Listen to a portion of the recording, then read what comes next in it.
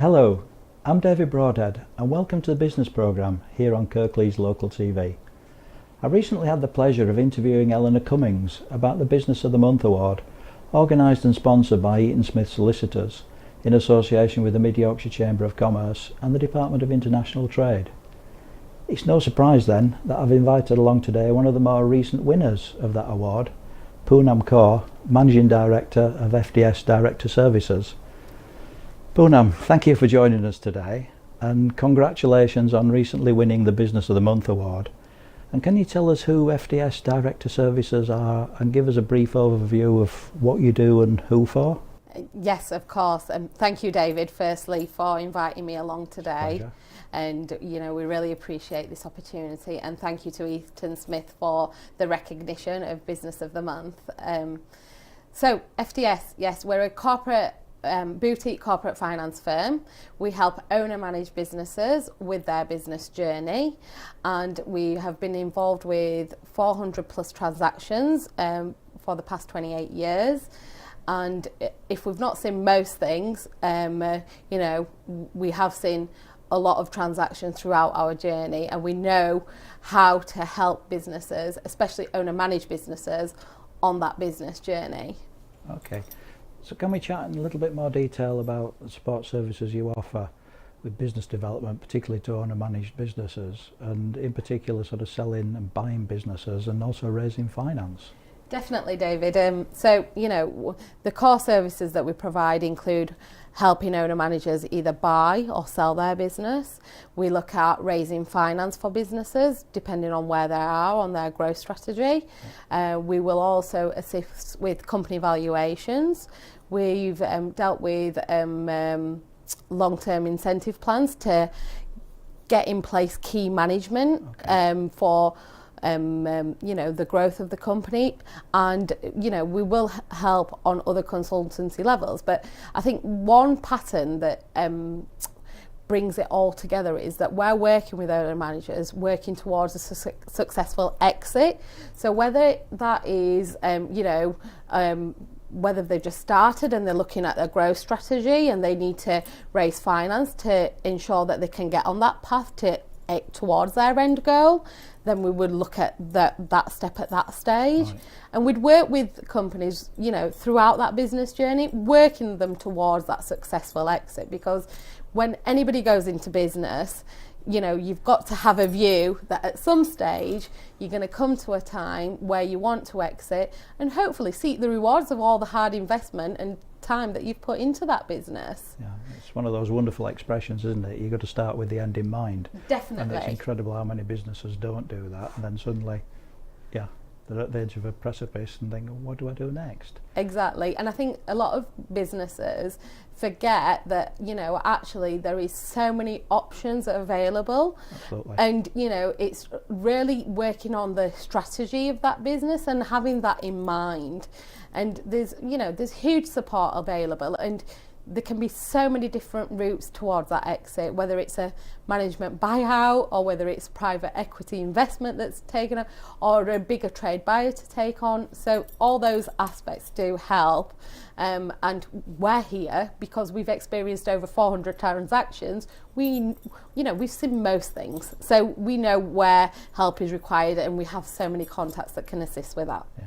So it's a complex situation, and obviously being a company director is a highly responsible position. How prepared are most people for that responsibility, and how do you help them and the companies they represent have the appropriate skills and board representation? Such an interesting question. And when I first became a director, I'm a person that very much researches what roles and responsibilities and what risks come attached with that. Also, I was put through the IOD Company Direction Programme, which, when I went on that programme, there was a number of directors from different organisations, different sizes. There was people who were directors of large businesses there that were directors or senior managed leaders who were aspiring to be directors to come into those roles, that really didn't really understand what being a director meant at all, actually. You know, they thought that it was just a title, but there's so many risks and liabilities that are attached to that role. So I do definitely think that, you know, there is, if anybody's aspiring to be a director, they should go with their eyes open into that role, understanding exactly what is required from them. And you can almost be a director by default as well, even though it's not on your job. Definitely, job title, and that is such a big, huge risk for any director in that position, because though they may not have the title of a director, in a court of law, if you have been operating a certain role and you have had the powers to make decisions, it is seen that you are a director. And though shareholders may have limited liability, directors have unlimited liability. And this is where, you know, when we first started the course, one of our tutors had said that, you know, once you've ended this course, you may want to hand your resignation in as a director. But bringing it back into real terms, you know, I think as long as you're aware and you're fully informed and you ask questions and you're aware what your risks are, then they can be managed. And changing it slightly, in today's intense and complex business environment, is there still a role to play for the non-executive director? Definitely. You know, I think most companies need to have diverse boards, and that includes a mixture of non-exec and executive directors within that. The more diverse board you have, the more strategic thinking you'll have, and the more creativity that will come from that. I think, you know, non-exec directors, because they don't have an operational role within the company, they're not involved in the day-to-day running of that business. They can ask the awkward questions. They can bring that outside thinking into a boardroom. They can, you know, share their thoughts from other boards that they may sit on and share their experiences from those boards with that board. And, you know, that will only improve the strategic direction of a company. The more execs, non-exec mixture you have, and the more different diverse you make your board, I feel that that is more successful than having everybody from the same kind of patch having the same thinking, because then you're just going down one road and it doesn't give that creativity in a room. Absolutely, and sort of taking on that theme of diversity, there's much discussion and debate about the glass ceiling, isn't there, and equal pay issues, particularly regarding females at board level. Do you see this as an issue here in West Yorkshire, and are we ahead or behind the UK as a whole, do you think? I can only talk from my experience, and I definitely think this is going to be a topic that is going to be discussed many years yet to come. In my experience, yes, there is still this equal pay, gender gap issue that is presented, and you do see that with many firms, and you hear it in the news quite frequently. However, you know, I'm a great believer that if you're a person and you believe strong enough about yourself in the role that you're conducting, whether that's a director role or whatever role it may be, then you know your worth. And it's down to you to prove that, you know, I am carrying out these duties and this is what I am due for these reasons. And I don't think it should be linked to gender. It should be linked to performance and results and, you know, the roles and responsibilities that have been given. So I think it's, you know, if there is an issue, us women need to stand up and speak about it more and ensure that we can close that gap further. Yeah, I'll stay sat down then. Yes. So finally, we've chatted a lot about FDS Director Services, but would you mind telling us a little bit about yourself, career today, and what you enjoy most about the role?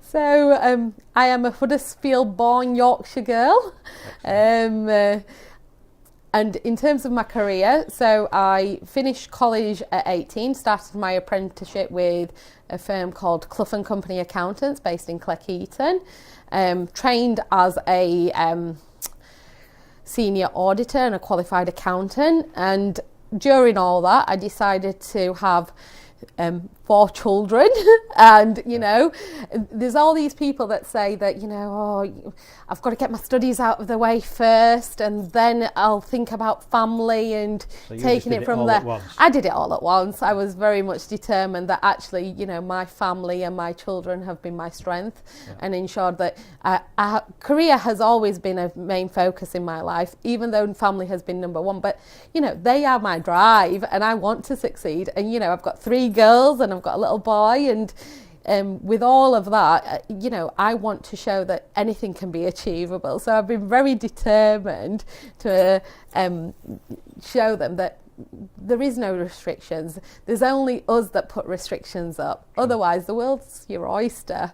And once I qualified with Clough's, I moved to FDS in 2011 as a senior corporate exec, and now I'm MD. So, and we've got a great team and I love what I do, and that's the main thing. As long as you find something that you enjoy, and there's bad days with any job, and it can be a very big roller coaster being in corporate finance, but as long as you enjoy it and I feel like I'm serving a purpose, that's the most important thing to me. That's one of the key things, isn't it, about having a purpose in life and working at it and becoming good at it and enjoying it. So. Definitely. When I was an auditor, it was very much process driven. I felt like I wasn't adding any value. But in the role I am doing today, I am working towards making these owner managers millionaires at the end of their journey. And that gives you so much satisfaction to say, yes, I was part of this journey to create this. And I think to add to that as well, it's about them being content millionaires as well, isn't it? Definitely. I'm an accountant, so obviously you work on the numbers and things, but there's so many advisors out there that and you have to be creative, but you can end up with a lot more from something that may think, well, is that what I wanted?